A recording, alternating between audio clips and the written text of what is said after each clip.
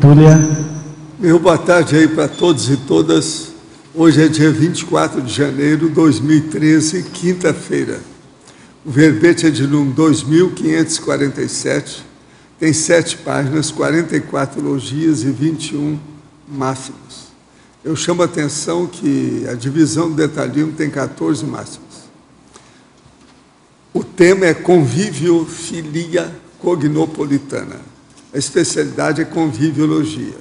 Quem redigiu o verbete é a nossa super veterana, jovem Cristiane, que está ali muito bem acompanhada e com reforço também de um casal extra hoje. Definição. A conviviofilia cognopolitana é a predisposição íntima de a consciência lúcida uma mulher moradora de determinada cognópolis demonstrar interesse, tendência, apreço, dileção, satisfação, prazer e bem-estar na qualificação do convívio com as demais companhias evolutivas através da autoexemplificação cosmoética dos conceitos conscienciológicos aprendidos, que é a verbaciologia, e realização da programação existencial em grupo, que é a maxproexologia. O holopensene da auto- e heteropesquisologia consciencial. Grupo pensene cognopolita. O convívio no mesmo bairro. A empatia pessoal. A afinidade cognitiva e intermissiva. O senso de pertencimento essencial. É a paraprocedenciologia. O aproveitamento proexológico das campanhas evolutivas, ou companhias evolutivas, a grupalidade neofílica, a troca de experiências e cognição entre os compassageiros evolutivos, o senso de equipe, a participação ininterrupta no voluntariado, a evitação da pseudo-harmonia interconsciencial. Agora, nós temos aí a sinalética energética parapsíquica pessoal, as paraprocedências afins, os compromissos proexológicos em grupo firmados no curso intermissivo pré-ressomático, os bustos da Leia dos gênios da humanidade, na condição de evocação multidimensional das futuras personalidades candidatas a neocognopolitanos, o círculo parasocial pessoal, a convivência de intermissivista predispondo às retrocognições. Agora, nós temos aí na argumentologia, tem o tópico sobre as datas com 3 marcos cronológicos referentes à estruturação do bairro do saber. E tem também o tópico das ações, com 30 ações concernentes à conviviofilia cognopolitana, a fim de exemplificar o tema em estudo. Vale a pena ver os 30 aí. Na remissiologia dos 15 verbetes, nós destacamos aglutinação interconsciencial, amizade intermissiva, carga da convivialidade, comunidade conscienciológica cosmoética internacional, radicação vitalícia na cognópolis. Frase enfática. A conviviologia cognopolitana fundamenta-se no esforço pessoal, proexológico, diário, a partir de pequenas ações exemplificativas, resultando na concretização de projetos prioritários. No caso, são megas projetos prioritários. Agora, no teste de avaliação pessoal, na escala de 1 a 5, em qual nível você se posiciona quanto à conviviofilia cognopolitana? Quais ações pessoais ainda faltam a ser exemplificadas? A bibliografia específica tem 4 fontes bibliográficas. Agora, a mega análise com João Paulo aqui são 20 itens. Amizade, afinidade, cordialidade, coletividade, solidariedade, interconsciencialidade, interassistencialidade, interdependência, intercâmbio e aglutinação. Colaboração, interação, conscienciofilia, sociofilia e etologia. conviviologia, parasociologia, voluntariologia, maxproexologia e grupo karmologia. Agora, o verbete hoje do dicionário é atacadismologia, o argumento é prescritivológico. Ele é só uma página e pouco, sobre o assunto.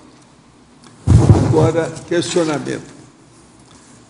Fui casada há 3 anos, meu marido só pensava em trabalhar e estudar. Ao longo do 3º ano, se esqueceu de mim, só reclamava. Nada estava bom por mais que me esforçasse da minha parte. Fui fraca e o traí. Tivemos uma filha. Quando ele descobriu, saiu de casa. Eu não queria, comecei a ir em festa todos os dias. Bebia muito, logo sofri um acidente. Em dezembro, larguei do meu namorado, do qual espero um filho. Voltei a namorar meu marido, mas sinto um vazio muito grande, uma coisa ruim, me sinto sozinha.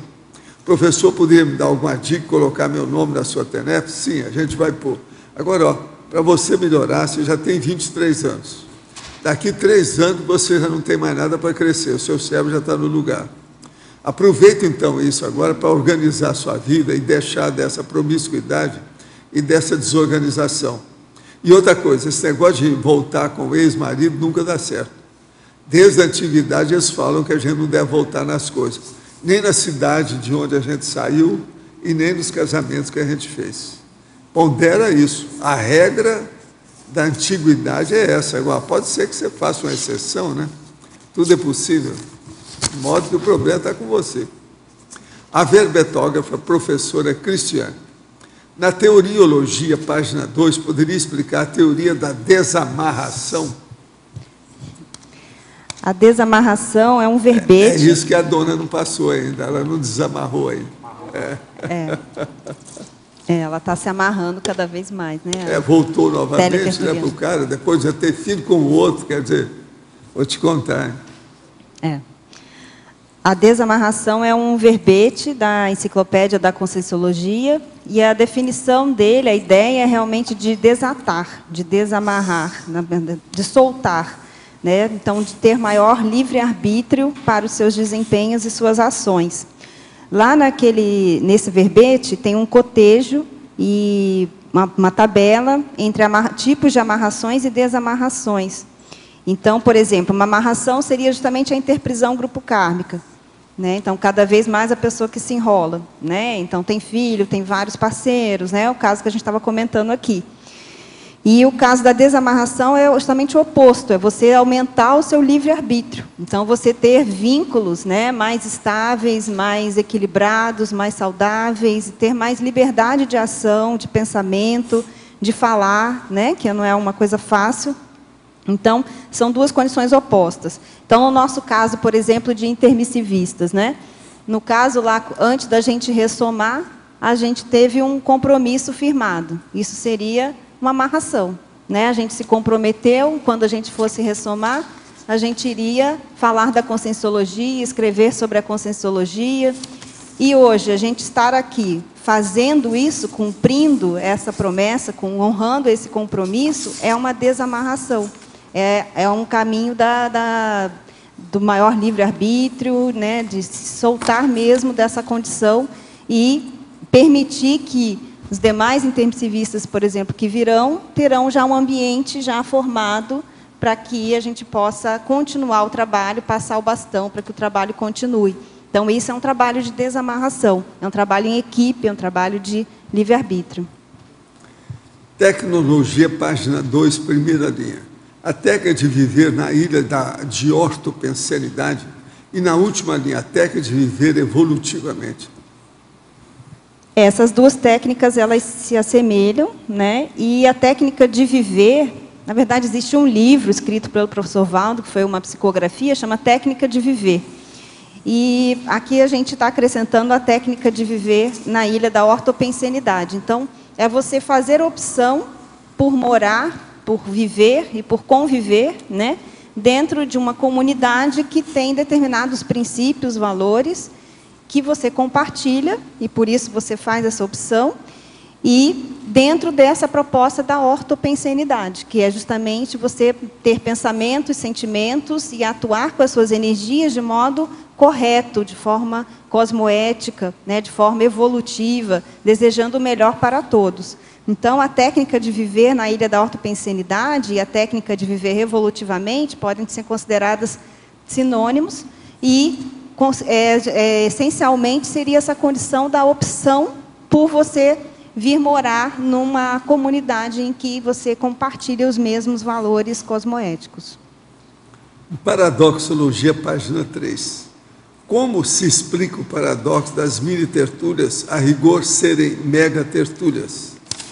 Então, as mini-tertúlias são essas que ocorrem todos os dias na parte da manhã, de 9 às 11. E as mega-tertúlias são essas que estão ocorrendo nesse momento, que ocorrem todos os dias de 12h30 a 2h30. Por que a gente está chamando de mega? Porque essa daqui é transmitida online, né? Tem sempre um voluntário que está defendendo um verbete, ela, né, envolve bastante pessoas, né? Então ela tem uma estrutura, uma infraestrutura maior, digamos assim.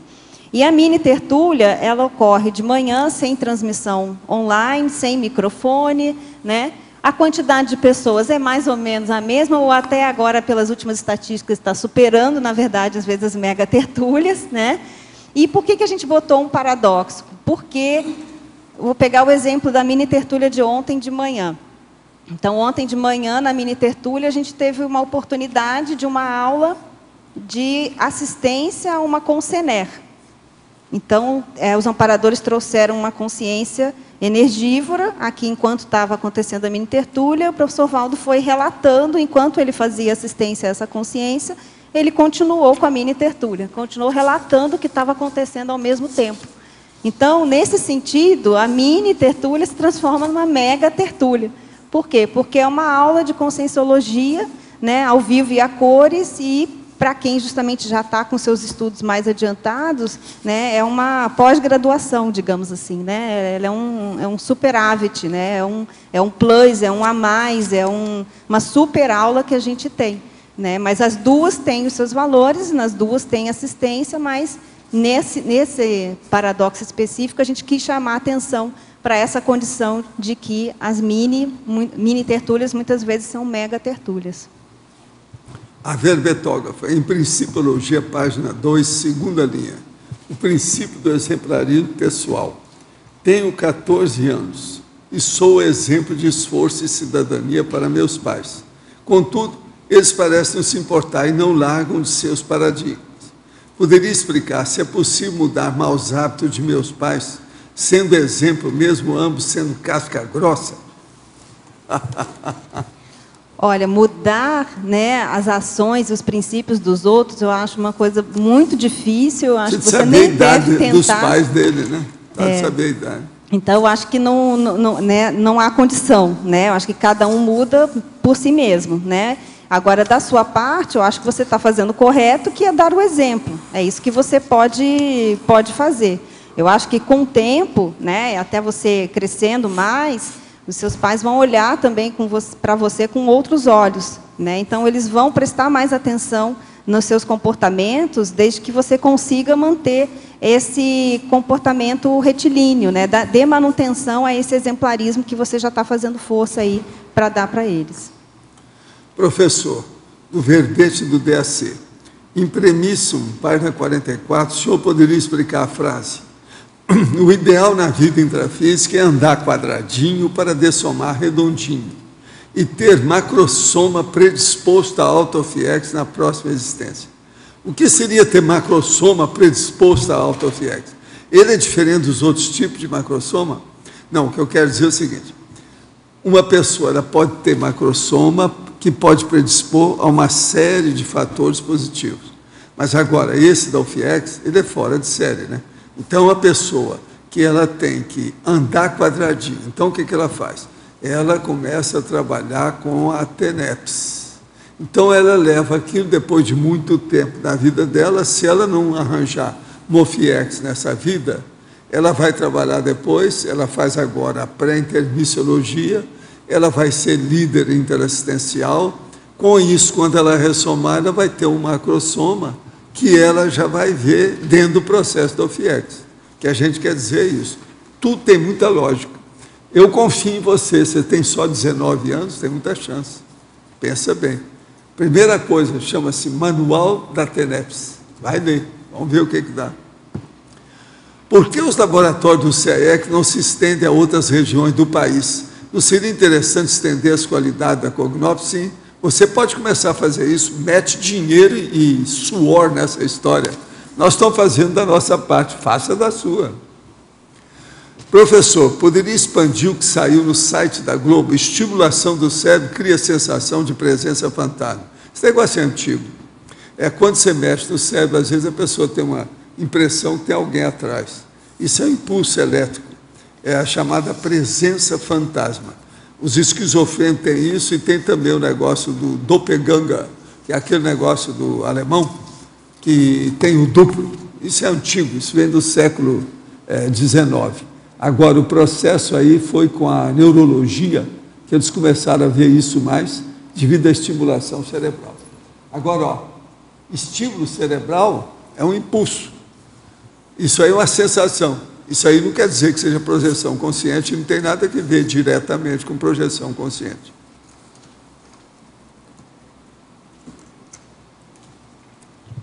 Gente, eu entrego a professora Cristiana para vocês.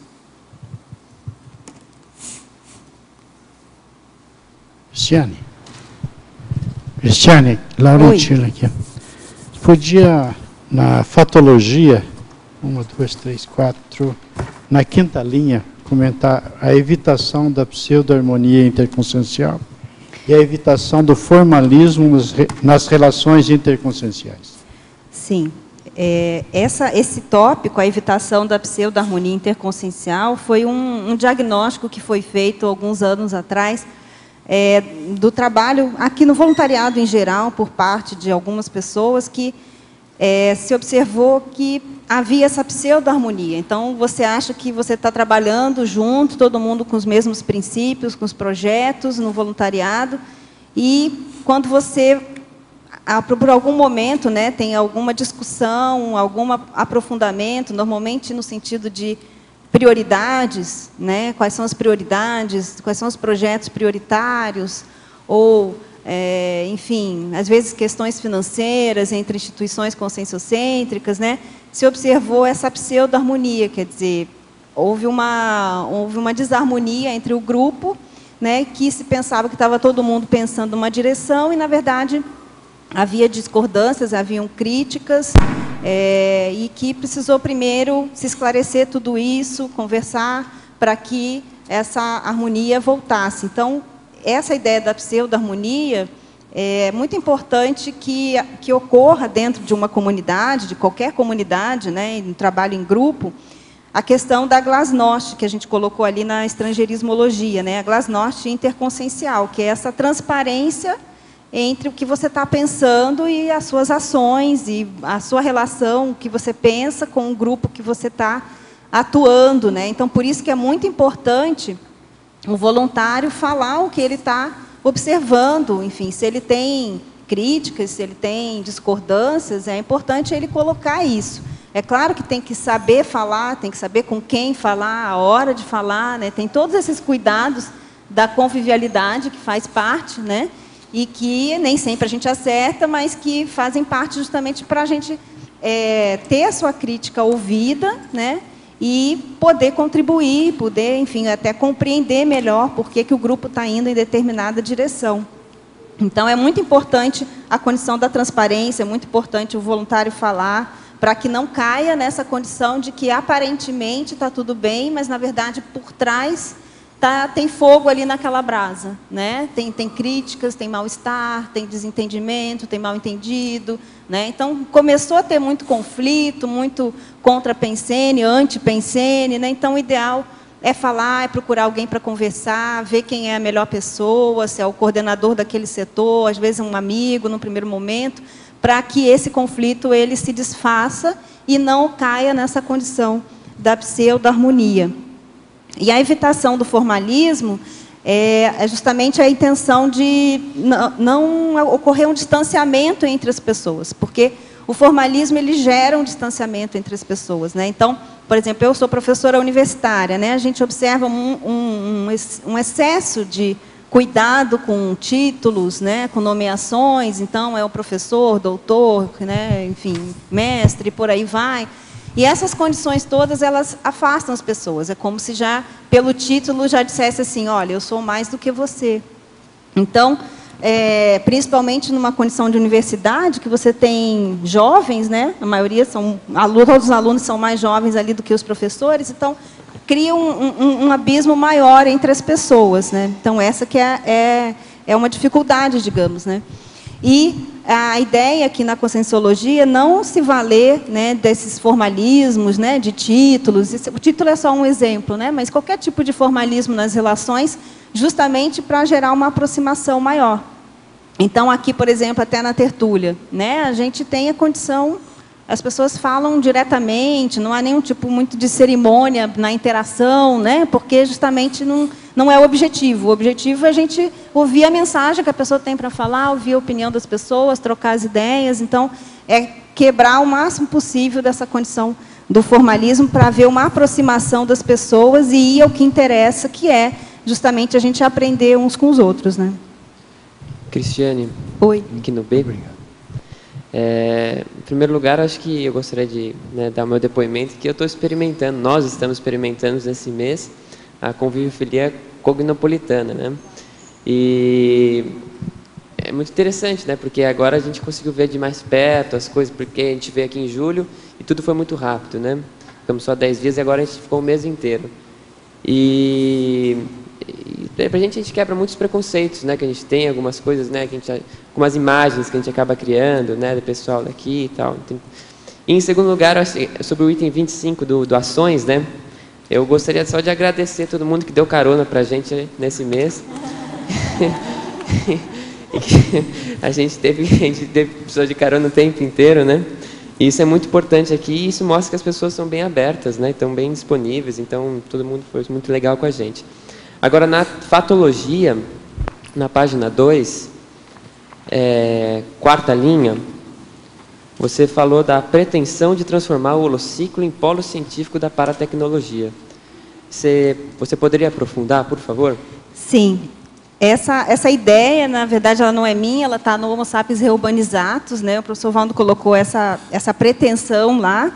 E o que eu entendo, né? Como o holociclo é meu principal laboratório de voluntariado, né? Minha vivência lá, o que eu observo é que o holociclo ele é um departamento que foi criado com o objetivo de produção mental somática.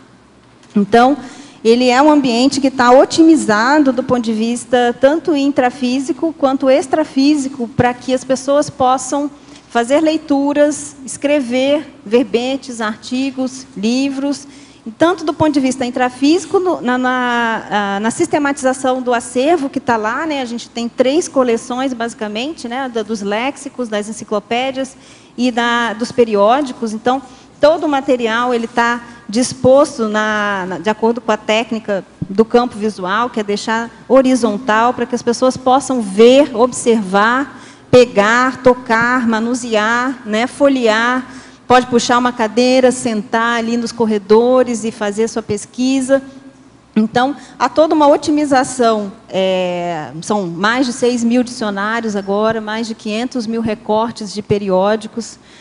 Então, a intenção com o holociclo sem contar a parte extrafísica do amparo de função, que a gente tem ali, há uma certa tutoria, digamos, uma orientação extrafísica que a gente percebe na hora que a gente vai trabalhar com leitura, com escrita, na hora que a gente recebe, digamos, um voluntário que quer fazer pesquisa, ou um visitante, né? Os mantenedores, voluntários mantenedores fazem muito esse atendimento, a gente faz esse atendimento de receber a pessoa, orientar, não, tem essa pasta do cosmograma aqui que trata desse assunto, não, tem esse dicionário, acho que tem um capítulo ali, né? Então a gente tem essa orientação, essa tutela também dos amparadores para guiar as pessoas nessas pesquisas. Então, a pretensão de transformar o holociclo nesse polo científico da paratecnologia é que o holociclo ele foi feito para isso, para todos os voluntários da conscienciologia, de qualquer instituição conscienciocêntrica, né, poderem utilizar aquele espaço para fazer a escrita, para fazer a leitura, para fazer reflexão da sua autopesquisa, porque, desde o início, digamos, ele foi criado por um ser desperto. né? Então, o ambiente, ele é de desperticidade, um ambiente de desassédio holossomático, mental-somático. Então, ele tem toda a condição de todo o holopensene propício para ser esse polo científico. E o que a gente observa lá no voluntariado, aí já há 12 anos no Holociclo, que a própria comunidade conscienciológica ainda subutiliza o Holociclo e a holoteca, né? A gente vê ainda poucos voluntários utilizando no sentido mesmo da pesquisa, da escrita, né? Por mais que a gente fale, divulgue, ainda há essa subutilização. Acho que nem todos se despertaram ainda para essa condição. Às vezes, até as pessoas que vêm de fora, assim como vocês, utilizam, às vezes, mais do que quem está morando aqui. Porque vêm e querem usar para poder escrever, para ler, né? Então, isso acontece. Por outro lado, a gente tem muitos outros voluntários que já se despertaram e que fazem uso do espaço lá. Então, essa ideia do polo científico é para servir mesmo de ambiente técnico, ambiente científico para fazer cursos, para escrita e por aí vai. E, de fato, é uma experiência bem interessante você comparar como o seu raciocínio funciona em lugares que não são holociclo, né? Isso. Essa ideia também, você poder ter um parâmetro, né, de comparação. E agora, em Interaciologia, a página 3, na terceira linha, você fala de interação, cognópolis, intrafísica, interlúdio, extrafísica.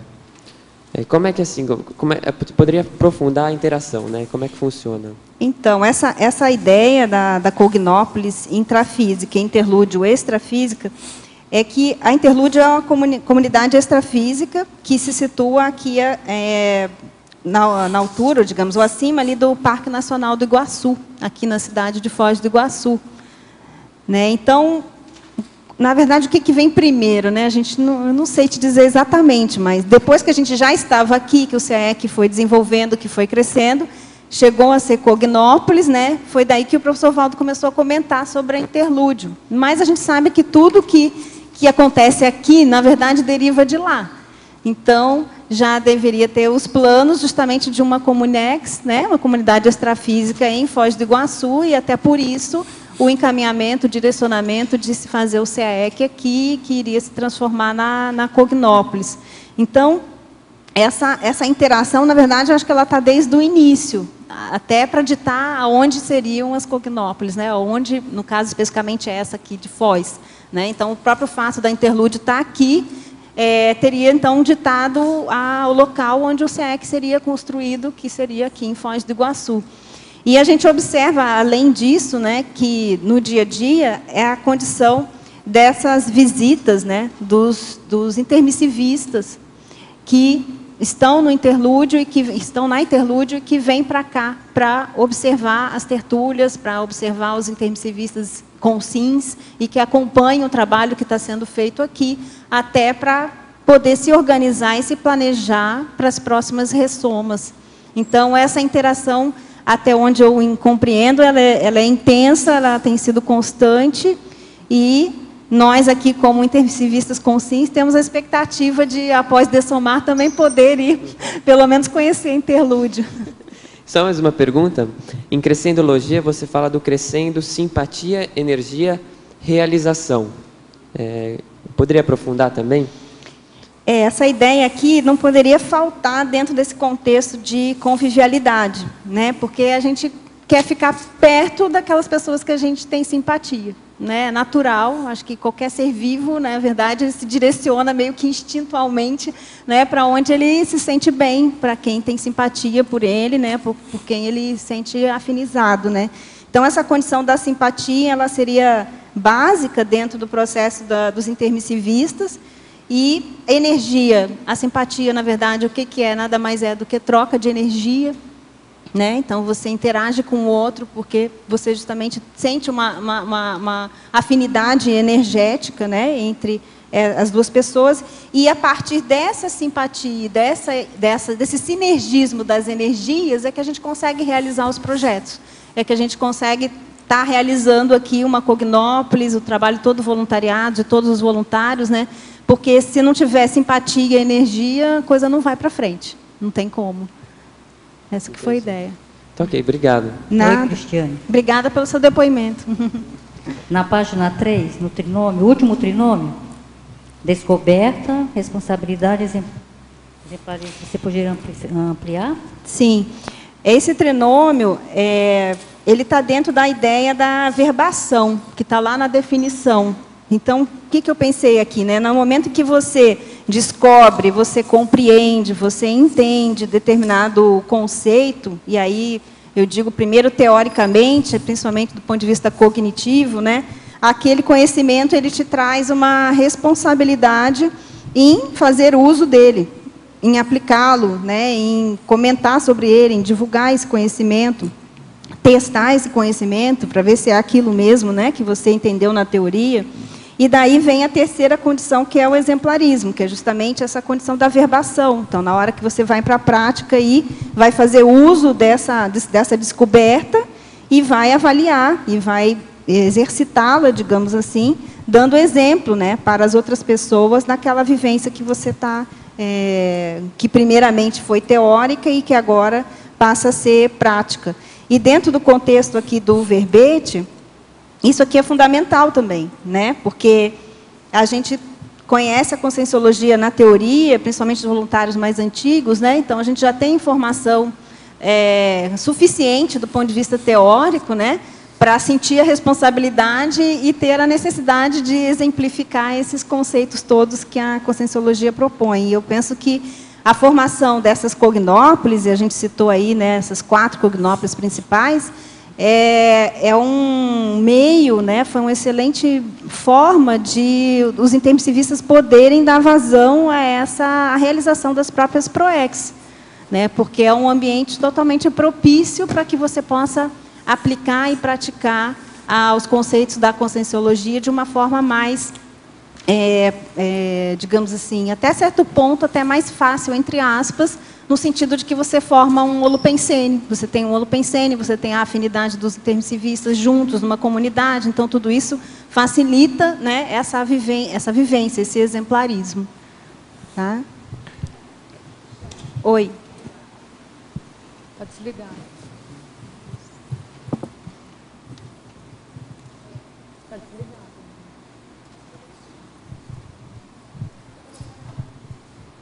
Oi. Vou perguntar enquanto ela acha o microfone. Cris, aqui na página 2, você colocou na teoriologia o último item, a teoria da Heuerbeck na raiz das cognópolis. Eu cheguei atrasada, se você já tiver falado... Não comentei ainda não. E tem uma outra depois. Tá. A teoria da Heuerbeck na raiz das cognópolis.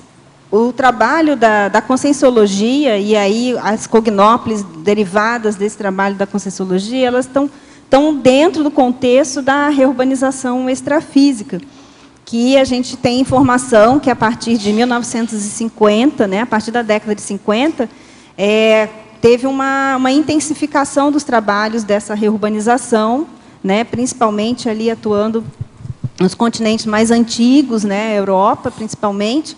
Então, todo esse encaminhamento de consciências extrafísicas, né, que há muito não ressomavam, a limpeza de ambientes extrafísicos, as energias gravitantes, né? Então, todo esse processo de Heuerbeck que vem ocorrendo desde a década de 50 de uma forma mais intensa, inclusive os próprios cursos intermissivos, né, que começaram de uma forma mais intensas, né? Então, as cognópolis, elas são derivadas ou são consequência desse trabalho, dessa movimentação extrafísica a partir de evoluciólogos e serenões, né, para uma limpeza, para uma reorganização, né, extra e intrafísica do planeta, e as cognópolis estão nessa, digamos, um pingo d'água dentro dessa condição, mas é um pingo d'água que faz diferença no sentido da gente reunir aqui, né, centenas de pessoas, né, quase aí metade tenepsistas, né, que estão com a ortopensenidade funcionando e que colaboram, né, com a sua pensenidade, as suas energias, para dar força para a continuidade dessa Heuerbeck no planeta. Então, seria uma interação multidimensional. Sim, né? sim. Tá. E na página 3, a sindromologia, você coloca a evitação da síndrome da dispersão consciencial, que aqui a gente tem um shopping, né?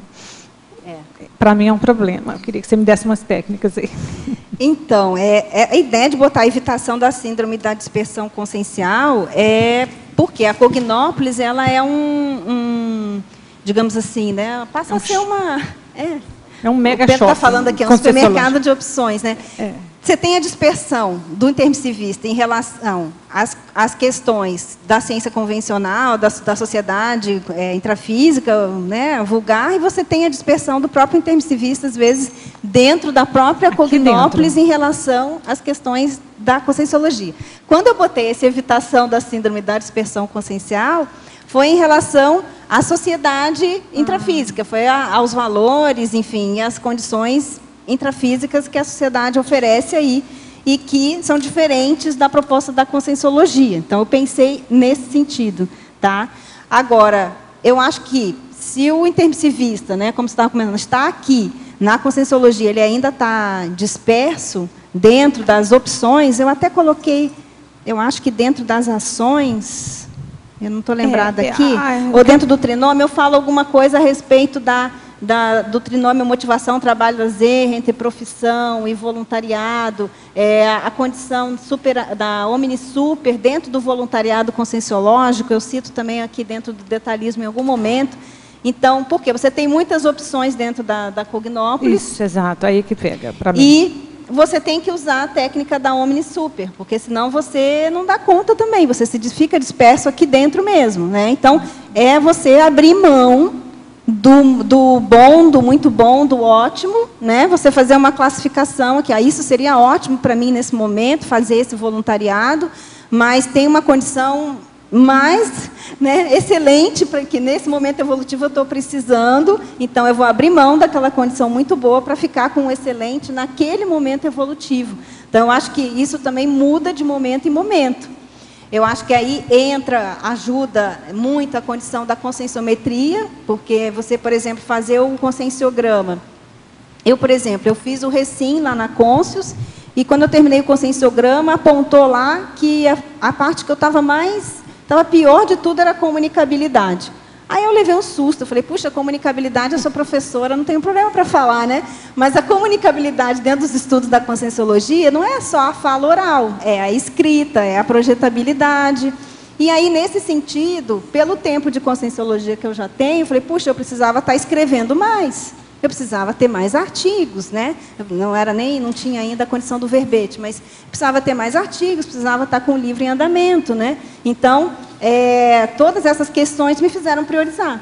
Então, eu deixei de fazer algumas coisas, né, de voluntariado, abri mão de algumas coisas que outros voluntários poderiam me substituir e comecei a trabalhar com o processo da escrita. E foi dali que começaram a sair os artigos. Enfim, vão sair agora algumas obras bibliográficas coletivas lá do trabalho de equipe do Holocico também. Em breve vai estar saindo esse material. Obrigada, Cris. Professora Cristiane, em Masculinologia, página 4, explique-nos o motivo de ter citado o maxidente ideológico. De que modo ele se contextualiza no verbete? O maxidissidente ideológico, ele tem tudo a ver com a conviviofilia cognopolitana, porque a gente observa que alguns voluntários nossos, eles foram maxidissidentes de outras linhas de conhecimento, né, como a religião, e aí a gente tem um exemplo do Marcelo da Luz, que já publicou livro, né, onde a religião termina falando sobre isso. Então, ele foi maxidissidente ideológico e hoje ele está aqui na condição de voluntário da conscienciologia. Então, o maxidissidente ideológico, ele é uma personalidade, digamos, que está convivendo com a gente aqui e de várias linhas, não só da religião também, né, mas, enfim, da arte e por aí vai. No verbete do DAC, Analiticologia, página 44, seriam nossos amparadores que promovem as adversidades em nossas vidas? Isso não parece um paradoxo? Não. As adversidades são criadas por você, mas eles, às vezes, entram para ajudar. Quando vê que aquilo é inevitável, eles entram para ajudar e dar força para a pessoa superar a adversidade. Isso acontece nas melhores famílias. Agora, amparador não faz coisa negativa contra ninguém. Agora, ele ajuda a pessoa a enfrentar a coisa negativa. Qual escritor que mais acertou no escrito de pensatas para o senhor? Quem vale a pena ler como fonte inspiradora? Seria bom ver esse dicionário do Tosi, porque esse é culto. Ele é simplesmente impressionante. Dicionário de sentenças latinas e gregas. Renzo Tosi. 10.000, olha só, 10.000 citações da antiguidade ao Renascimento no original, traduzidas com comentário histórico, literário e filosófico. Tem uma dúzia de idiomas. Agora, é simplesmente impressionante o nível dele. Agora, muita coisa é do homem que soube escolher isso aqui.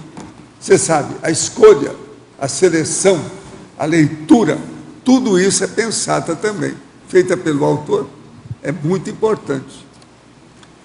Fatologia, página 1, segunda linha.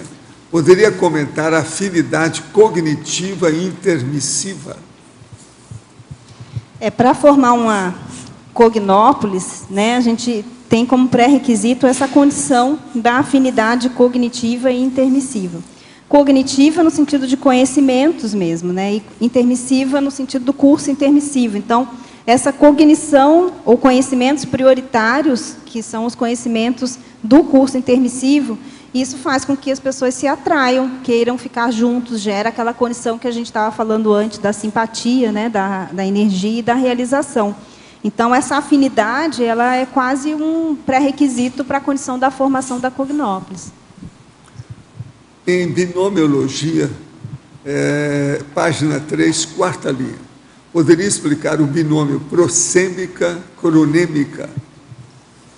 A ideia desse binômio, né, aqui foi, a prosêmica é justamente a ideia de proximidade, a condição espacial, e cronêmica, a questão temporal, né, do tempo.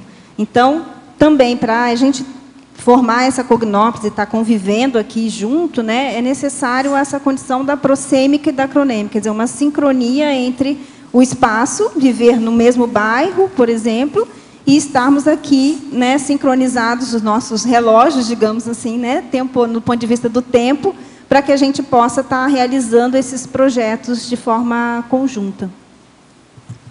No verbete do DAC, argumentário, página 44, quarta linha, o senhor poderia explicar um pouco sobre a personalidade de Vincent William van Gogh? O caso todo é o seguinte, o cara era piradão e ele era um pintor. Então, ele lançou mão de determinadas cores, que isso aí ficou mais ou menos lá pela a família do amarelo, e aquilo chama muita atenção, as cores que ele usou. Agora, ele era pirado, alterado, um pouco, assim, excessivamente excêntrico. A personalidade dele era por aí. Então, é necessário ver o que é que nós estamos falando aqui. Eu disse o seguinte, o que fazemos nessa dimensão é caricatura do curso intermissivo pré-ressomático. No entanto, o trabalho evolutivo da autoproex, do intermissivista, homem ou mulher, é o mais relevante. Quem fez fama nessa dimensão, deita na cama, mesmo se foi psicopata. Analise a personalidade de Vincent William van Gogh e tire as próprias conclusões. A melhor recomendação é ser bem conhecido extrafisicamente nas comunex evoluídas. Por aí detectamos a relatividade da fama ou a celebridade humana. Professor, como assistir alguém que acha que é dono da verdade e não aceita a crítica e que conturba o grupo? É cair fora da presença dele. Cris.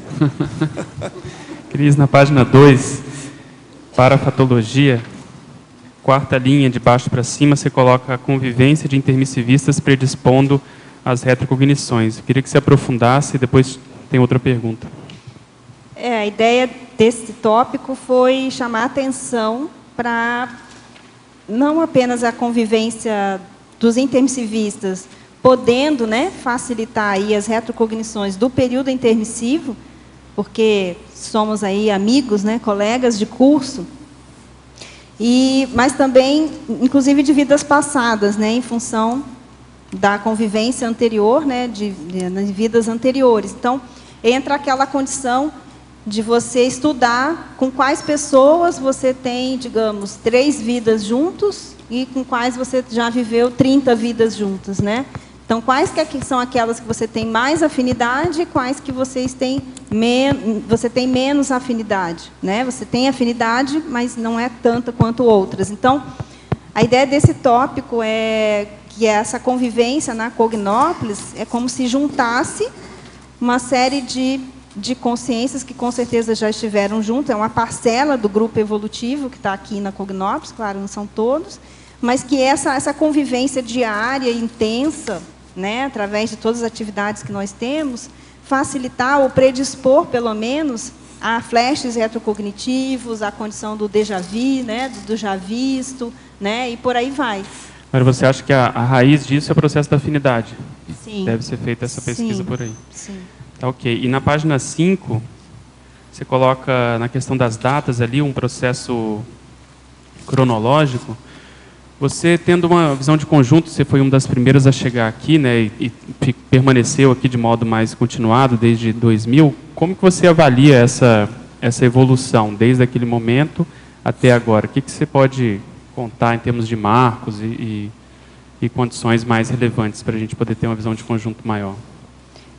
O que eu vejo assim é que a gente tinha, hoje a gente tem quase 700 pessoas aqui na comunidade, né, na Cognópolis de Foz do Iguaçu, e eu trouxe aqui até alguns dados, né, por estar acompanhando desde o início. A gente tem alguns dados aqui desde o início da formação aqui do CAEC, não tão do início, né, porque eu cheguei em 2000, tem gente que já está aí desde 1995, né, a turma que começou aí com a cooperativa está antes, mas em 2002, por exemplo, a gente tinha aí em torno de 80 voluntários aqui em Foz do Iguaçu, e isso incluía CAEC e o Instituto, que tinha um escritório aqui, tinha uma unidade, né, aqui em Foz do Iguaçu. Então, eram 80 voluntários. E esse número foi subindo gradualmente. Em 2007, por exemplo, chegou a 500 voluntários. E, em 2010, 600 voluntários. E agora, em 2013, a gente está chegando a 700 voluntários, ou, enfim, pessoas aqui da comunidade conscienciológica, né, aqui em Foz do Iguaçu.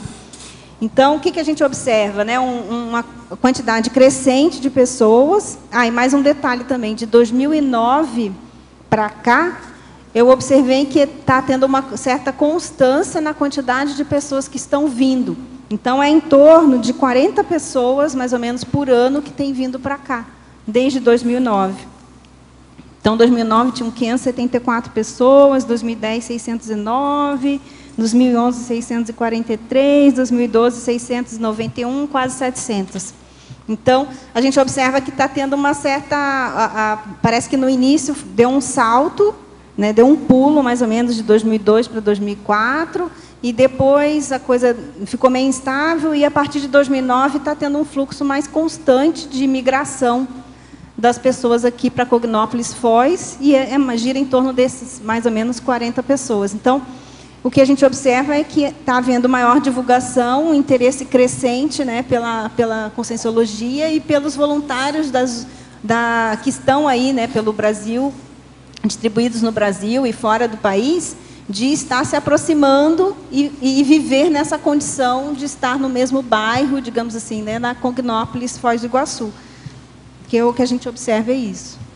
Cris, na página 3, em interaciologia, na segunda linha, a interação, reeducação consciencial, ressocialização evolutiva.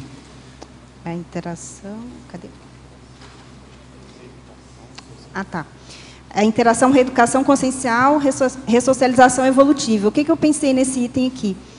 Eu pensei no sentido da gente estar fazendo algum conserto das nossas sinapses evolutivas, né? Então, todos nós aqui estamos num processo de reeducação. A gente está se reeducando como consciências, né, com novos conhecimentos que a gente começou lá no curso intermissível, que agora a gente está tendo a oportunidade de aplicar. Então, é como se a gente estivesse formando novas sinapses e aprendendo a ser mais educados e evoluídos, digamos assim, porque a gente está abrindo mão dos nossos belicismos, dos nossos temperamento monárquico, né, do nosso temperamento religioso, temperamento artístico e por aí vai. Então a gente está aprendendo a reciclar esses temperamentos todos, né, no processo de reeducação, cada um, né, do seu jeito, como pode, né, e está se ressocializando, né, tendo a oportunidade de, através dessa reciclagem intraconsciencial, também, ao mesmo tempo, passar por um processo de ressocialização. Então, dentro da nossa comunidade, a gente tem pessoas... A gente falou de 3 vidas juntos, 30 vidas juntos, mas a gente não falou qualidade dessas vidas, né? Então, muitas vezes, com aqueles que a gente gosta mais, que a gente tem afinidade, provavelmente o saldo está mais positivo, né? Tivemos vínculos mais saudáveis, mas... aqueles que a gente tem dificuldade para conviver, temos alguns atritos, ainda tem algum tipo de mal-entendido, é difícil um compreender o outro e tal, enfim, pode ser que no passado tenha tido ali relações realmente patológicas, negativas, né, um em relação ao outro, e que hoje está todo mundo aqui aprendendo a reconviver, a se ressocializar, né, a entrar no processo que...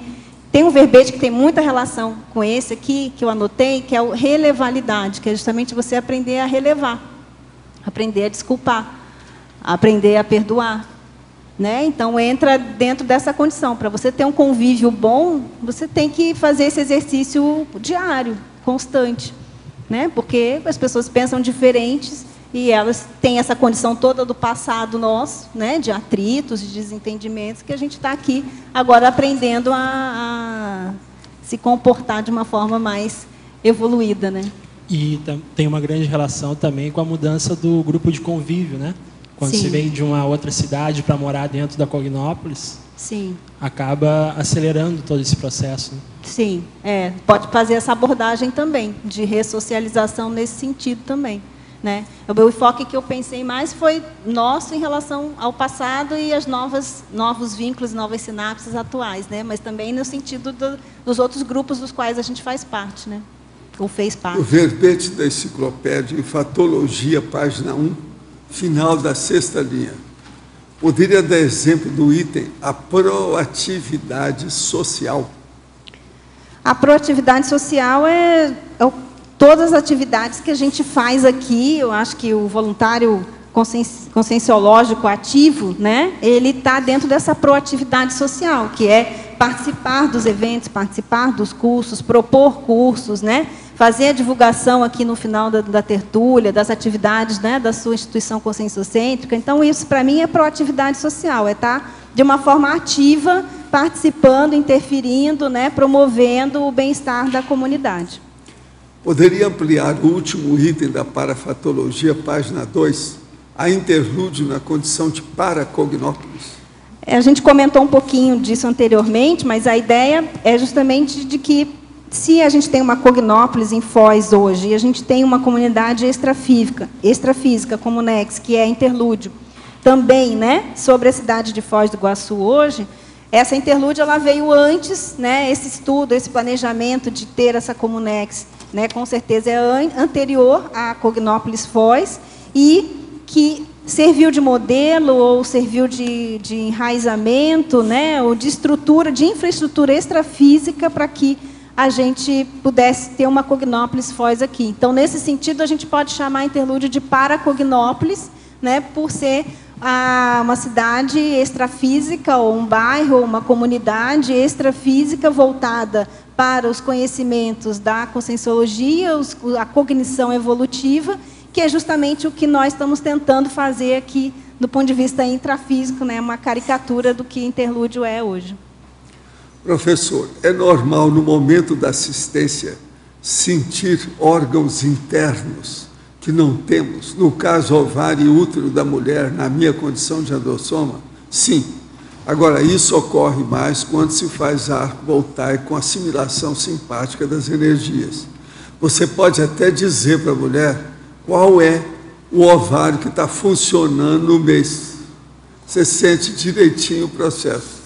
Agora, isso mostra que você está com a sensibilidade aumentada. Abra o olho, que você tem 26 anos. Se desenvolveu os processos da energia, se você está sentindo isso.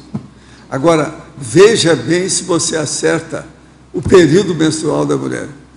À direita ou à esquerda? Para você, durante a estadia no CAEC, percebi maior tendência à receptividade, abertismo e bom humor com os cognopolitanos do Nordeste. Entre os sulistas, notei uma tendência de maior introspecção. De que modo a verbetógrafa vê o aproveitamento das diferenças culturais advindas de diferentes regiões do país dentro da Cognópolis? Devia ter a opção de gente do Nordeste aí da Unicamp, etc. Tal, aí nesse dia que ele veio, né? Aí o que a gente observa, essa condição de ter cognopolitanos de todas as regiões do Brasil, e inclusive do exterior, isso é o máximo. Eu acho isso muito saudável, muito positivo. A gente tem pessoas aqui vindos de todos os cantos do mundo, né? E essas diferenças, elas, claro que ocorrem, porque cada um foi criado numa cultura, numa mesologia, né? E a gente sabe que, por exemplo, o nordestino ele é mais aberto, mais falante, mais hospitaleiro, digamos assim, né? E conforme vai descendo no Brasil, a coisa vai ficando um pouquinho diferente. Então, assim, o carioca também já é brincalhão, já é aberto, né? Para ele está tudo bom, não tem problema, não esquenta com nada, né? E agora vai descendo mais um pouco aqui já no Paraná, Curitiba, os curitibocas são tudo fechados. Aí a gente já sabe que tem um temperamento mesmo mais fechado, mas isso é uma questão mesológica, uma questão do ambiente, é uma questão cultural, histórica, né? Dos grupos que, enfim, viveram ali, que cada um, enfim, nasceu num lugar, tem que ver essas influências que tiveram sobre si e ver o que pode fazer com isso para melhorar, né? Tirar partido disso daí. Mas eu acho o máximo. Você teve contato com cognopolitanos, é saudável isso, né? Faz parte. Cristiane, oi, posso? Bom, você tinha mencionado agora há pouco, né, da quantidade de intermissivistas que estão vindo para cá, das pessoas que estão aqui na Cognópolis. Nesse aspecto, a gente está aqui há um tempo e a gente sempre vê você, o Pedro, o Rap, todos contentes, assim, expansivos, abertos. É uma recepção muito boa e agradável. Mas né? olha, a turma aqui não refuga os artistas, não, pode vir. Muito obrigada. E nesse aspecto, como que você vê esse exemplo que vocês dão no acolhimento e no chamar dos intermissivistas que não estão aqui presentes, não participativos e que talvez não estejam no timing da Maxi Proexis grupal? Como assim chamar? O que você está querendo dizer com isso? Um atrativo, no sentido de você dar o exemplo e isso libera dá uma ficha. Nasce uma ideia de vir para cá e estar participativo, colaborando com todo o processo do voluntariado aqui. A gente não faz convencimento nem não, persuasão. Eu digo no exemplo. É bom olhar no isso. exemplo mesmo. Eu acho que assim, todo mundo aqui, eu acho que está fazendo força aí para dar o exemplo dentro do possível, né, das ideias, enfim, que tem afinidade, né. Agora, até recente, algum visitante comentou comigo assim, nossa, as pessoas, na verdade, eu ouvi falando ali no refeitório com outra pessoa, eu tenho vontade de voltar mais aqui, as pessoas aqui, elas têm um ar de felizes, assim, leves, não é igual lá fora. Eu vi uma visitante falar isso, né. Então, assim, a pessoa observar, ela vai ver diferença. Tem diferença entre as pessoas que estão aqui na Cognópolis, né, da pessoa que está aí numa grande cidade, na rotina do trabalho, enfim, né, sufocada aí 12 horas por dia. Então, não tem como isso não afetar, né? Por exemplo, eu estive agora lá no Rio, fiquei 10 dias lá visitando minha família. E me chamou, e eu nasci no Rio, saí de lá aos 28 anos. E eu não tinha ficado ainda tanto tempo lá, desde que eu saí, há 12 anos atrás. E aí, eu convivendo ali, né, com carioca de novo, todo dia, observando as coisas, eu falei, nossa, como tem polícia na rua. A cada quarteirão tem um carro de polícia. Aí eu até comentei com meus primos, eles falaram, mas isso é bom. Eu falei, sim, é bom porque... Mas é bom porque tá ruim, né? Eu falei exatamente isso, é porque a violência tá muito grande, senão, para que tem uma polícia a cada quarteirão, né? Para que isso? Então, isso eu fiquei imaginando, isso é uma opressão. Você vive sobre de uma forma latente com a violência na tua cabeça. Porque se tem polícia, tem violência. Se tem polícia, tem violência. Então, o holopensene, ele vai te pressionando, ele não te faz uma pessoa feliz, uma pessoa leve. Né? Você está sempre olhando, tensa, tem alguma coisa, vai acontecer alguma coisa. Eu fui no cinema, daqui a pouco eu vi um monte de gente saindo e entrando correndo. Eu falei, gente, será que é arrastão? Aí eu já olhei para um lado, olhei para o outro. Coisa que eu não penso aqui em Foz nisso, né? Aí eu olhei e falei, não, é porque o filme demorava demais. É aquele A Viagem, 3 horas. As pessoas iam ao banheiro e voltavam, né? Aí eu falei, gente, só aqui mesmo para eu pensar isso, né?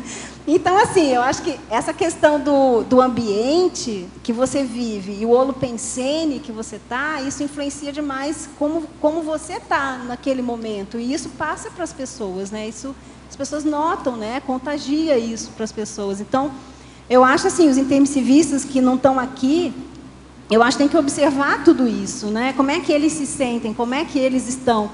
Eu fiquei pensando, se eu tivesse hoje lá no Rio, eu pensei, eu faria minha formação acadêmica, minha formação escolar, né? Terminaria faculdade, especialização, que precisaria fazer, residência, né? Como tem alguns visitantes aí fazendo, mas depois eu ia cair fora. Eu ia para alguma Cognópolis. A gente tem 4 Cognópolis, 3 no Brasil, 1 no exterior. Então, eu iria provavelmente visitar essas Cognópolis, conhecer o trabalho desses voluntários para optar para onde eu iria. Mas mesmo a pessoa que não é intermissivista, viver hoje numa cidade grande, eu optaria ir para uma cidade média. Porque é muita pressão, é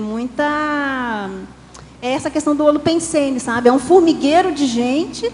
Essa condição da violência está muito presente, né? O Rio, então, é um canteiro de obras, tem muita obra por causa das Olimpíadas, e metrô, e o centro da cidade, a área portuária está sendo toda revitalizada, né? Imagina a Talfo de Paiva fechada, toda quebrada. Eu olhei e falei, não acredito nisso. Quer dizer, está todo mundo desviando o trânsito lá. Falei, impressionante como que tem muita obra. Tá certo, tem que fazer para preparar o Rio para dizer grandes eventos que vão vir aí, né? Mas, para você pensar, para você refletir, para você trabalhar com as energias, não é o melhor holopensene. Não é. Em Efeitologia, página 2, segunda linha, por favor. Comente o efeito esclarecedor das discussões cosmoéticas. Então, esse item, o efeito esclarecedor das discussões cosmoéticas, todo tipo de curso, né, e aqui a tertúlia é um bom exemplo disso, né, uma discussão com esse cunho cosmoético, ele traz o esclarecimento, traz atares, né, traz aquele conhecimento essencial, que é o conhecimento evolutivo. Então, todo tipo de discussão que tem como objetivo, né, ver o que é o melhor para todos, ele tem esse cunho de esclarecer, de clarear a cabeça das pessoas com esses conteúdos.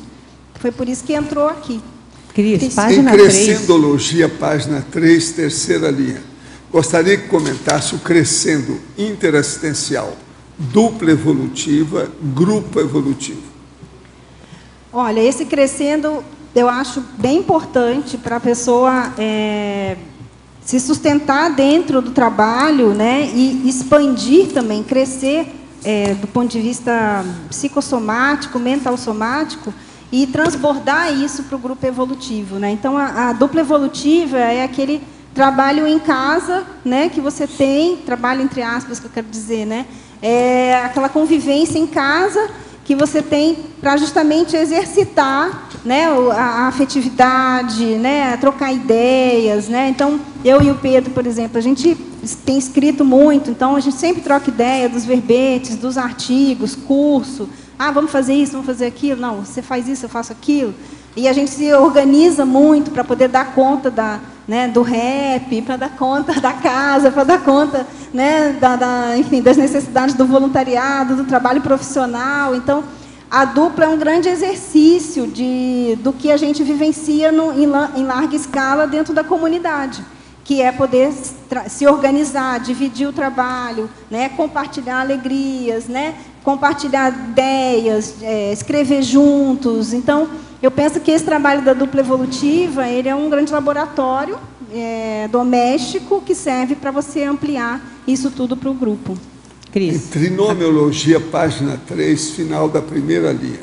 Poderia abordar o trinômio família nuclear, família profissional, família evolutiva?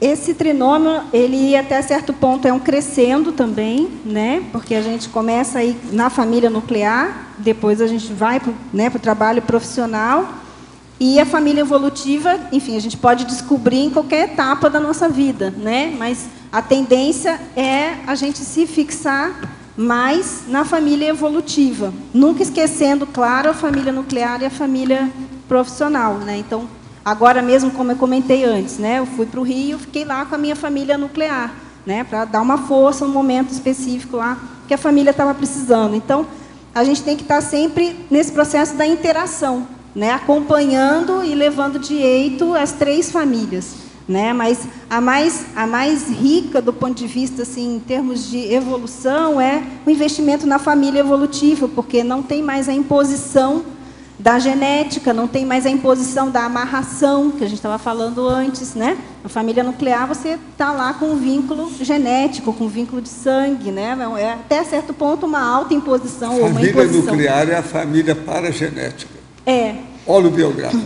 Então, a família evolutiva é a família da desamarração, que é a família da paragenética, né? Então, essa é mais rica nesse sentido da desamarração, do livre-arbítrio, né, da liberdade. Cristiane, eu queria te perguntar justamente isso, a teoria da desamarração, na página 2.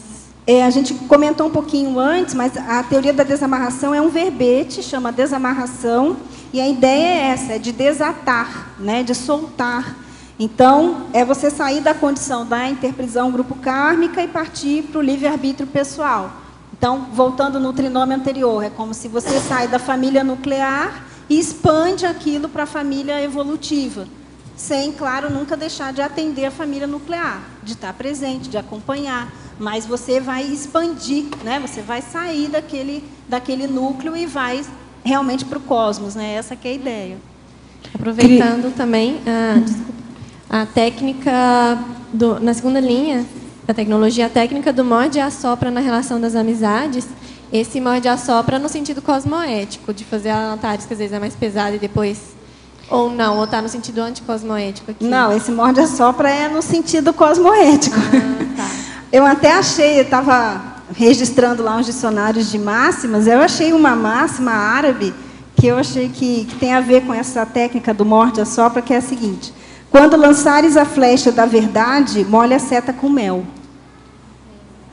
Então, quer dizer, quando você... O que são os amigos, né? Os amigos, você fala a verdade, porque senão não é amizade, né? Às vezes a pessoa está ali fazendo alguma coisa que está todo mundo criticando e ninguém tem coragem de falar para ela, na cara dela, né? Então, o amigo é para isso. Ele vai chegar lá, ou você vai para um conselho-terapeuta, ou para com alguma terapia que ele vai fazer a mesma função. Mas a ideia do amigo é justamente essa, falar, olha, fulano, não é legal isso aí, é falar a verdade. Né? Esse falar a verdade tem que ser uma seta com mel, né? Que é a forma de fazer, que é o morde e assopra. Né? Então, você sempre não vai deixar de falar, mas também não vai ser grosseiro, não vai ser rude, né? Vai ver aquele melhor dia que a pessoa está mais predisposta para ouvir, né? Que está tudo bem, que ela está bem.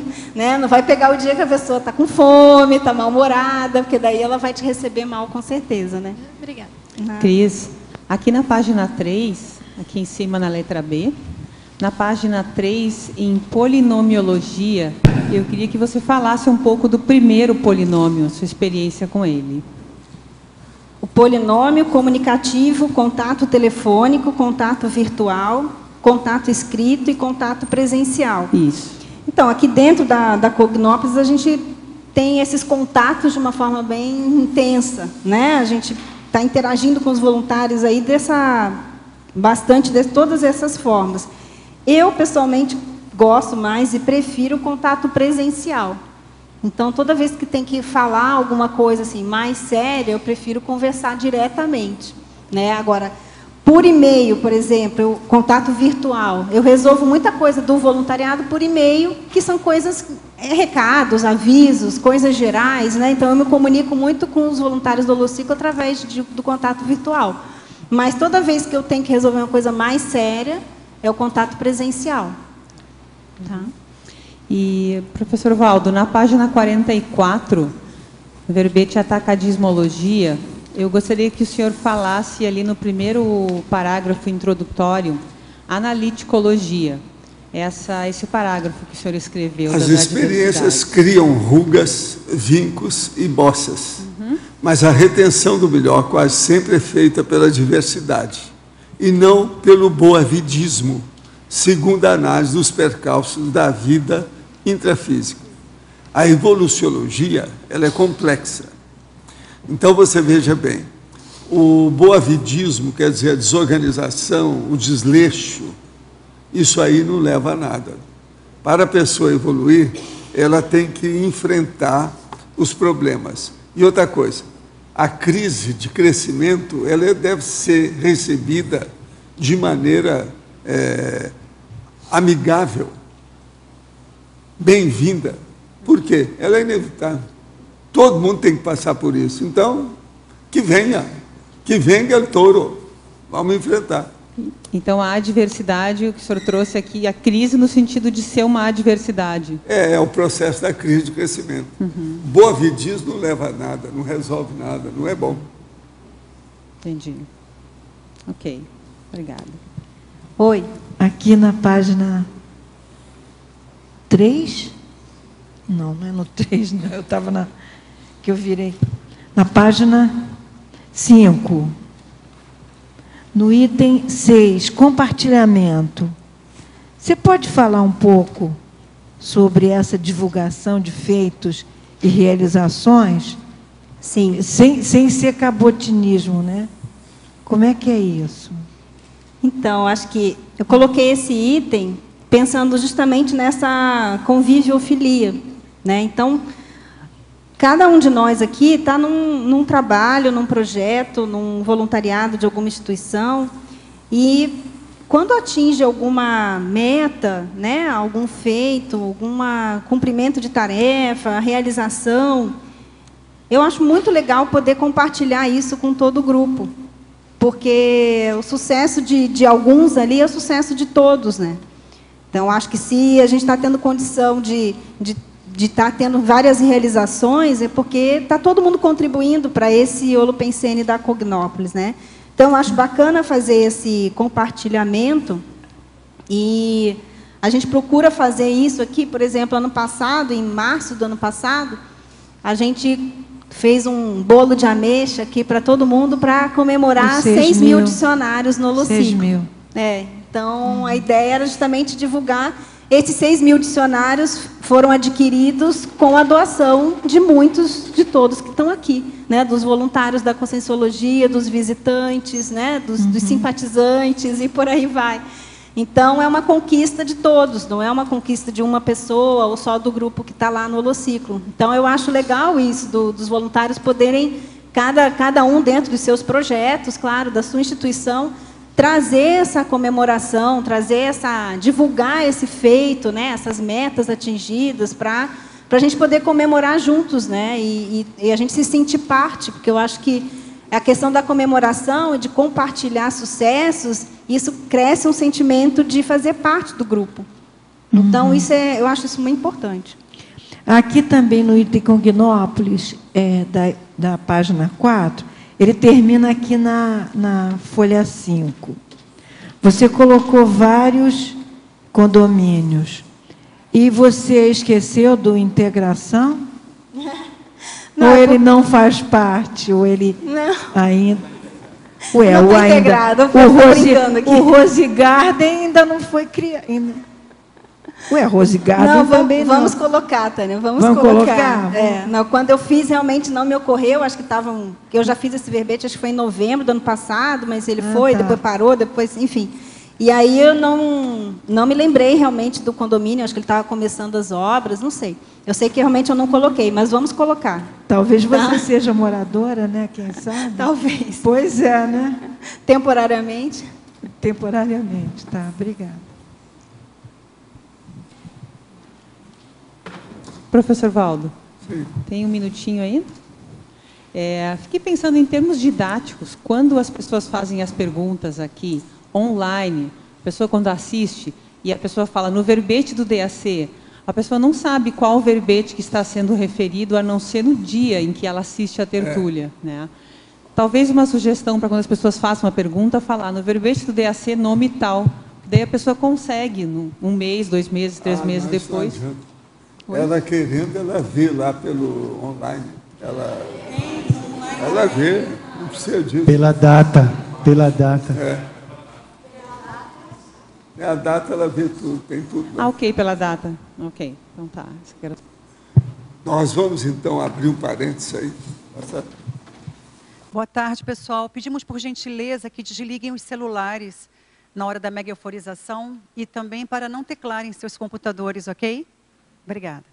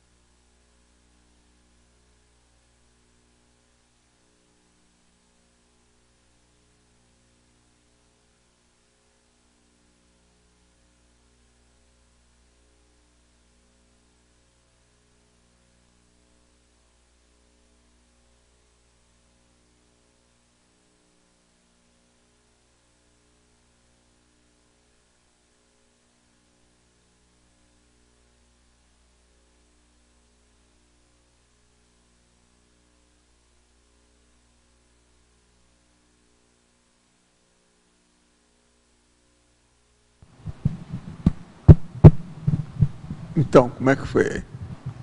Foi bom. Foi bom? Eu, quando desci e sentei naquela cadeira ali, já comecei a sentir a assistência. Assistência. E eu creio que eu fiz uma escagem que permaneceu durante bastante tempo aqui desse lado, nas costas. Agora, hoje cedo, durante a mini tertúlia, o senhor falou da coluna oblongata.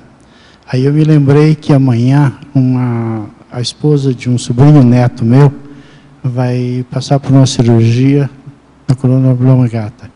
É uma cirurgia muito séria, parece que há só 5 especialistas no Brasil para fazer esse tipo de cirurgia. E ela corre risco de vida, está correndo risco de vida mesmo antes. Se não fizer, ela morre. Risco de morte. Não é risco de vida, é risco de morte. E ela justamente pediu, antes da gente vir para cá, e aí eu pensei muito nela. Você pensou agora? Eu pensei antes, e quando veio a megaforização, que eu ia pedir na megaforização. Bom, né? Quando eu vim aqui, eu foquei para que pudesse ajudá-la. Vamos torcer. E depois expandir para o resto. Vamos torcer. Mas foi muito bom. E como é que foi aí, você? Foi muito bom também. Você sentiu a energia do campo direitinho? Senti forte, mas sutil. Aconchegava, assim, dava um aconchego.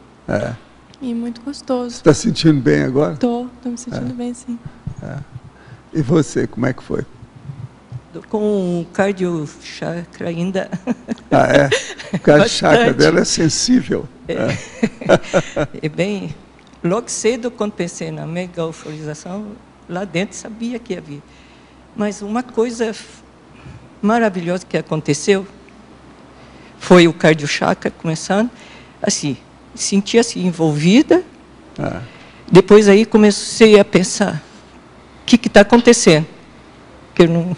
Aí depois comecei a pensar lá em casa aqui, a nossa casa nova aqui, todo mundo assim, eu senti que eu estava participando e de todo mundo aqui também. Aí foi, parece que e foi aconchegado assim, foi tudo. Bom. Tem uma sensação assim de... A Vera está desenvolvendo as energias. É assim mesmo, é por aí. Isso é bom, positivo. A coisa bem... Só que é frio. Quando precisar das coisas aí, a gente apela para você participar. Doadora de energia. Eu estou à disposição no que for preciso. Obrigado, gente. Valeu. Sérgio.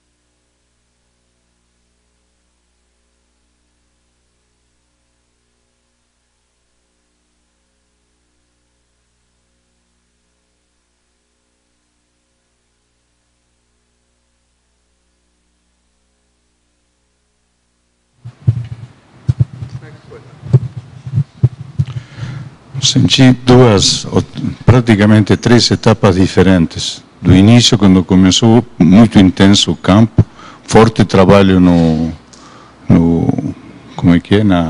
na parte superior da cabeça, até mais ou menos na metade da minha euforização. A partir daí, eu comecei a sentir um trabalho muito forte na parte de trás no local, e na parte final foi tudo muito mais leve, como se tivesse sido muito mais alivianado o trabalho. Você está bom, hein? Você está discriminando tudo, né?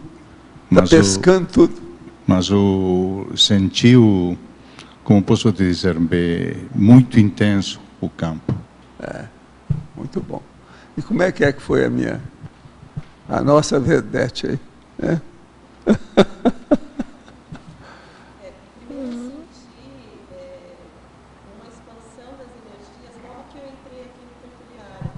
Ah, foi?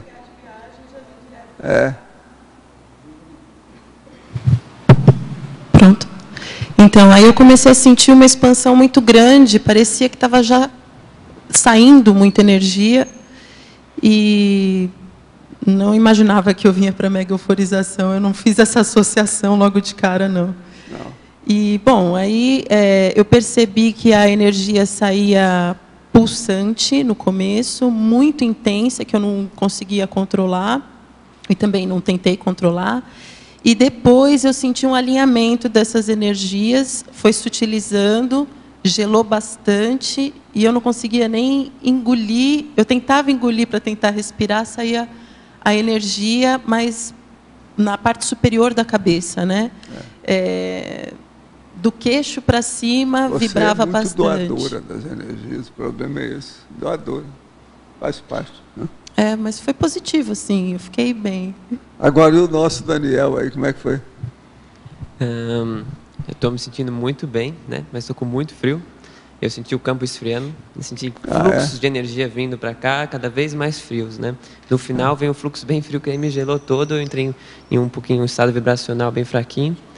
E eu senti o meu cardio chakra no começo, ele estava um pouco acelerado, mas ele foi acalmando e parece que teve algum trabalho aqui. E quanto a coisa, o seu peso não está abaixo da sua altura, não? Eu acho que não. Eu tenho 1,78, peso 67. Eu acho que não sei, vou pensar. E às vezes é isso que está te dando, você está sentindo frio. Ah, pode ser. Você não é muito assim... Não. Robusta, não é não? Não. Pode ser isso. E você sabe, o que você trabalha, essa coisa toda, isso aí mexe com as energias, né? O tempo todo. Entendi. Faz parte. Tá ok. Hein? Não, eu senti bem, está muito forte o campo. Agora, eu vi que eles estavam trabalhando com as energias com ele. Por isso que eu estou perguntando. Eu acho que é bom você reforçar a sua dieta. Munição de boca. Tá certo. Tá certo? Olha tá isso, certo. Que isso aí vai te ajudar um pouco. Tá certo. Foi isso que eu senti. Mas olha, vocês estão ótimos. Qualquer coisa a gente apela aí. Os doadores. Obrigado.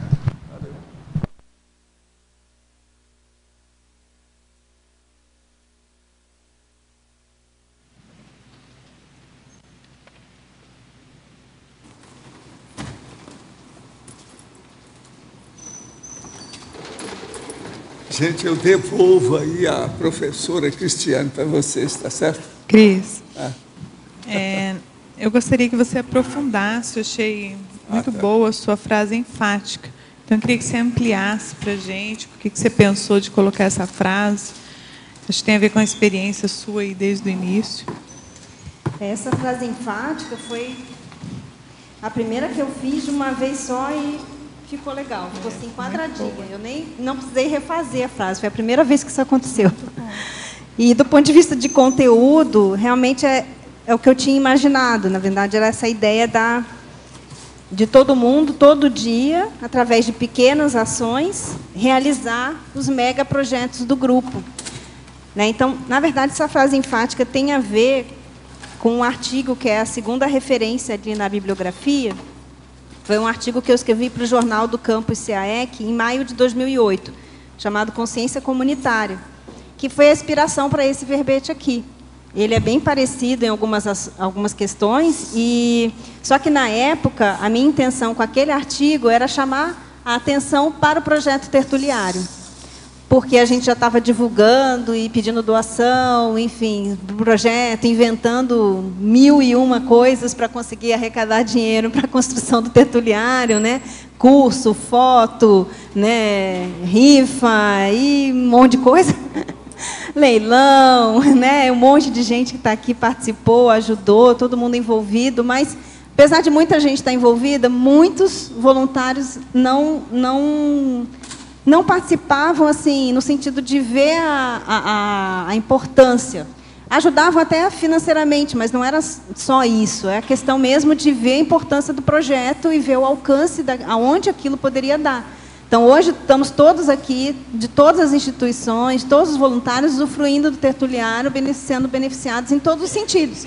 Tanto individualmente, você poder vir aqui colocar suas ideias, né, exercitar a sua intelectualidade, sua comunicabilidade, enfim, falar o que você pensa, quanto também os grupos, né, as instituições, isso aqui está sendo gravado, está divulgado na internet, está aí para o mundo, né? Então, o tertuliário hoje é que não é mais projeto, já é realidade, que ajuda toda a conscienciologia, todos nós. Então, essa ideia que está por trás da frase enfática e que está por trás da exemplologia também. Porque eu pensei assim, qual é o projeto atual que é tão importante quanto o tertuliário e que talvez a maioria de nós ainda também não nos despertamos para a sua importância? E aí, por isso eu botei o tertuliário como conviviofilia cognopolitana exemplificada, porque a gente já deu exemplo disso. Como grupo, a gente já conseguiu construir, estamos fazendo a manutenção dessa estrutura, né? Até a pintura foi pintado recentemente, né? Então, eu acho que a gente está dando exemplo nesse sentido. Mas a escrita da enciclopédia é algo diário, né? Para todos participarem também. E a construção e a manutenção do Mega Centro Cultural Holoteca, que eu acho que é o atual desafio da comunidade conscienciológica, especialmente aqui, Cognópolis Foz, né? Por estarmos aqui. Então, quando eu reli esse meu artigo, eu pensei, qual é o novo desafio da Cognópolis Foz? É o Mega Centro Cultural Holoteca.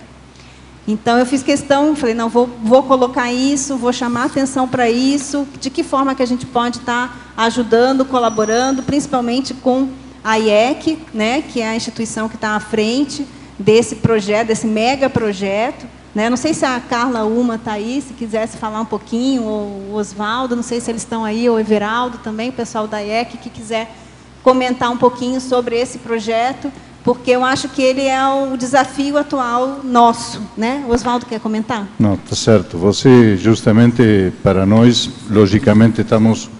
Ou seja, nos últimos tempos, todas as coisas, uma coisa está alavancando a outra, certo? Neste caso, inicialmente o hotel, certo? Que vai alavancar o megacentro cultural. E o megacentro cultural tem uma transcendência muito, muito grande. Muito mais do que muitas pessoas imaginam. E justamente não somente pelo fato de, vamos dizer assim, do que representa para a conscienciologia, sino fundamentalmente também pelo sentido de pertença que deve dar para toda a comunidade de Foz. Nós temos que tentar que Foz justamente seja não somente cataratas, sino seja um centro de conhecimento, seja um polo cultural dentro do circuito turístico. Dentro desse esquema, o megacentro cultural é importante justamente para a chegada dos intermissivistas de todo o mundo. Como nós sempre falamos, a pessoa tem que entrar, a consciência tem que entrar por uma porta de uma forma e sair totalmente pela outra, justamente tentando de poder apelar ao reconhecimento de seus cons dentro do que ele vai achar dentro do megacentro cultural.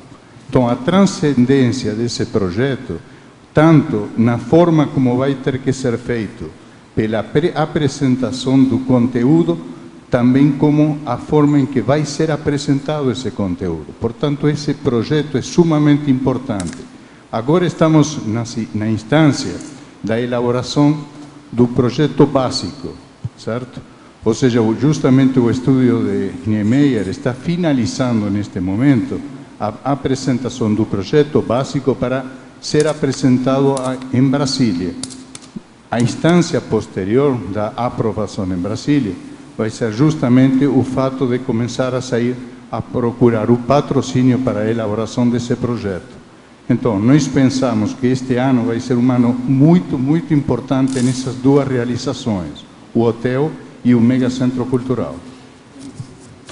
Ok.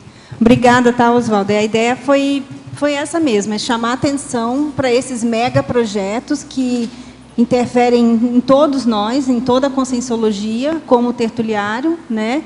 E de que forma cada um pode estar colaborando, se conectando, né? Às vezes, por exemplo, vai ter uma revista agora, né, que vai sair sobre a questão da holoteca, a gente participou escrevendo artigo, né? Às vezes a pessoa pode estar fazendo algum voluntariado para o projeto sem precisar, às vezes não tem condição até por já estar voluntariando em outra IC, né, diretamente, mas colaborar de alguma forma, sintonizar, digamos, com essa proposta. Porque, como o Oswaldo falou, né, o Megacentro Cultural ele vai modificar a rotina não só nossa, como voluntários, mas também da própria cidade. Então, né, o desassédio é maior, o desafio é maior, né? Então, a comissão que está trabalhando ali está firme no projeto e a gente gostaria de manifestar nosso apoio e fazer todo mundo refletir um pouquinho para ver o quanto que pode estar ajudando. Às vezes, até adotando uma teca já da holoteca atual, né? Escolhendo uma das tecas que já seja a sua especialidade para você se integrar com o Holopensene lá já da holoteca, né? Então, é uma forma de estar participando e já estar entrando no Holopensene aí da holoteca. Cris, aqui na página 2, em efeitologia, o primeiro efeito, né, o efeito catalítico da moradia na Cognópolis. Você pode falar um pouco da sua experiência? Posso. Eu acho assim, morar dentro do CAEC, antes de ser Cognópolis mesmo, e depois virando Cognópolis, né, mas morar dentro de uma instituição conscienciocêntrica ou de um campus, né, da conscienciologia, agiliza tudo. Você estar dentro do Holopensene, da conscienciologia, junto com outros voluntários, vizinhos, né, que também são praticantes da TENEPS, que também estão engajados dentro da proposta da conscienciologia, faz uma diferença muito grande. Muito grande. Então, eu morei um tempo lá no centro, depois eu morei naquela antiga Basicom, né, que era um alojamento aqui dentro do CAEC, e depois eu saí, aí morei com o Pedro um tempo lá no centro, depois nós voltamos para a Basicom, e cada saída e volta dessa, até que a gente não saiu mais daqui de dentro, né? Mas, quando eu saí essa primeira vez, né, daqui, eu senti um vácuo assim, muito grande. Era como se tivesse me desconectado de alguma coisa, como se eu estivesse solta. E aqui dentro parece que eu estou sempre conectada com algo maior, com o Holopensene, com as energias. Enfim, parece que o Holopensene ele otimiza essas conexões, esse contato com o extrafísico, ou com a multidimensionalidade, enfim, com a paraprocedência, não sei te precisar. Mas ele otimiza. E quando você sai, você é você, continua sendo, mas parece que você está mais solta, está mais desconectada. Você não tem aquele recheio energético ao redor que parece que te ajuda a dar sustentabilidade, que te apoia, digamos assim, né? Então, morar dentro de um campus, de qualquer instituição, eu recomendo para todos os voluntários, acho que só vem a ganhar com isso. Esse fator energético, holopensênico, é fundamental, sem dizer a condição intrafísica mesmo, que você está aqui dentro, para você fazer o trabalho voluntário é muito mais fácil, mais rápido, né? Você está ali à disposição 24 horas, praticamente, para estar suprindo as necessidades do trabalho, né? Então, isso aí otimiza demais. Oi. Aqui. Não está funcionando, né? Não, está sim. Oi. Pode... Então, eu queria saber o seguinte, na página 3, em trinomiologia, o penúltimo trinômio é trinômio prioridade, desafio, autossuperação para alcançar a desperticidade. Eu queria que você ampliasse um pouquinho isso para mim, esses conceitos, desse exemplo, se possível. Então, esse trinômio, eu tenho na verdade, dois tópicos bem marcados em amarelo aqui nesse verbete. Um deles é esse que você acabou de perguntar. Porque eu coloquei aqui, eu acho que dois grandes desafios para todo intermissivista, que é justamente essa tua pergunta, que é o desafio da dispersidade, e um outro desafio que eu inseri lá na fatologia, na página 2, na 5ª linha, tem o mega desafio intermissivista da publicação da Mega GESCOM. Esse da Mega GESCOM eu inseri porque eu errei isso na prova geral de Conscienciologia, que agora de dezembro, e a maioria dos voluntários erraram essa questão. E eu falei, eu vou inserir isso no verbete para eu não esquecer mais. Então, o mega desafio do intermissivista é a publicação da Mega GESCOM. Mas o desafio, digamos, da vida humana, o professor Valdo coloca que é o desafio da TENEPS. E a TENEPS, a continuidade da TENEPS é justamente caminhar para a desperticidade. Então, eu penso que esses são os dois grandes mega desafios que nós todos temos aqui, né? É conseguir escrever uma obra, né, que seja a sua Mega GESCOM, que possa servir para o seu auto-revezamento de uma vida para outra, colocando essas ideias e vivências da Conscienciologia, e, ao mesmo tempo, priorizar o trabalho com as energias, o trabalho do parapsiquismo interassistencial, para alcançar essa condição da desperticidade. Então, eu acho que, nesse sentido, por exemplo, morar dentro de um campus, né, ou morar no bairro, enfim, estar dentro do Holopensene da Cognópolis é um grande, digamos, acelerador, né, e isso pode ajudar demais a pessoa a desenvolver o trabalho com as energias e também a escrita da Mega GESCOM. Nós não vamos ter desculpa quando a gente dessomar e falar assim, puxa, eu não tinha material para escrever a Mega GESCOM, eu não tinha laboratório para escrever a Mega GESCOM, né? A gente tem um holociclo lá com 6.000 dicionários, tem 500.000 recortes de jornais, temos tertúlias, temos um monte de voluntários aqui cheio de ideias, cheio de conteúdos, cada um doando o seu conteúdo aqui nas tertúlias. Então, informação não falta, holopensene não falta, né? Tem tudo aí né, a faca e o queijo na mão para a gente poder fazer a Mega GESCOM e também para a gente atingir a desperticidade. Eu acho que depende de cada um de nós mesmos, esforço pessoal. Em vista disso, nós esperamos mais 100 verbetes da sua parte. Tá bom, obrigada. Os nossos comerciais, por favor. Obrigado. Hoje tivemos 87 assinaturas no livro de presença, 17 perguntas presenciais e 21 perguntas online. Temos os recados do Otto sobre o curso PAI, a Cíntia sobre palestra do IPC e o Tiago sobre oficina da Evolucim. Agora com vocês, Eliana, sobre o programa Amigos. Boa tarde. Meu recado hoje é bem simples e direto. Na verdade, é o item número 5 do verbete da professora Cristiane, na página 5, onde ela fala de maxiproexologia e 30 ações concernentes a essa conviviologia cognopolitana. O item 5 diz: colaboração. Colaborar financeiramente, esporádica ou regularmente, sem comprometer o orçamento doméstico, com projetos comunitários, aos moldes do programa Amigos da Enciclopédia. Então, acho que esse item fala tudo. A gente espera por vocês, né, para terem ainda mais essa conviviofilia cognopolitana. Obrigada. Boa tarde, tertulianos e teletertulianos. Em nome da Reaprendência, eu gostaria de convidá-los para participar do PAI Século XXI. O PAI é o Programa de Aceleração da Erudição da Reaprendência. Nesse primeiro semestre, vamos trabalhar com temas da atualidade. Então, livros versando sobre direito, versando sobre sustentabilidade, educação, neurociências e assim por diante. A ideia do PAI é ampliar a cosmovisão dos participantes e ajudá-los a desenvolver a bibliofilia, que é o gosto pelos livros, e a leiturofilia, o gosto pela leitura, ajudando inclusive na seleção de obras prioritárias para a nossa biblioteca pessoal. As aulas são conduzidas de modo presencial e online. O início será no primeiro domingo de fevereiro. Maiores informações podem ser acessadas pelo telefone 45 código 3525 2652. Repetindo, 3525-2652. Obrigado. Boa tarde a todos. O IPC Foz do Iguaçu os convida para a palestra gratuita que vai ocorrer hoje, quinta-feira, com o tema Estresse Positivo. A professora Patrícia Takaki. O endereço do IPC é na Rua Rui Barbosa, número 820, sala 804. As palestras gratuitas não possuem requisitos, são abertas a todos os interessados. A palestra ocorre das 19 horas às 21 horas. Aguardamos vocês. Obrigada. Boa tarde a todos.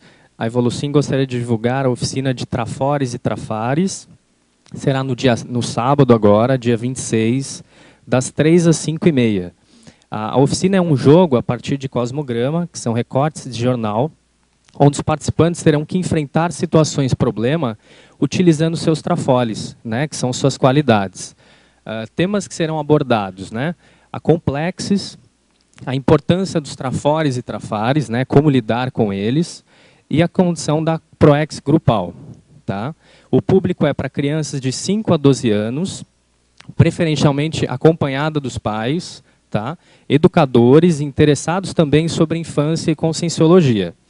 As inscrições pelo telefone 9909-6129 ou 9908-0389, o DDD 15. Os contatos da Evolucim podem ser através do Facebook ou também pelo e-mail evolucim@gmail.com. Agradecemos a atenção.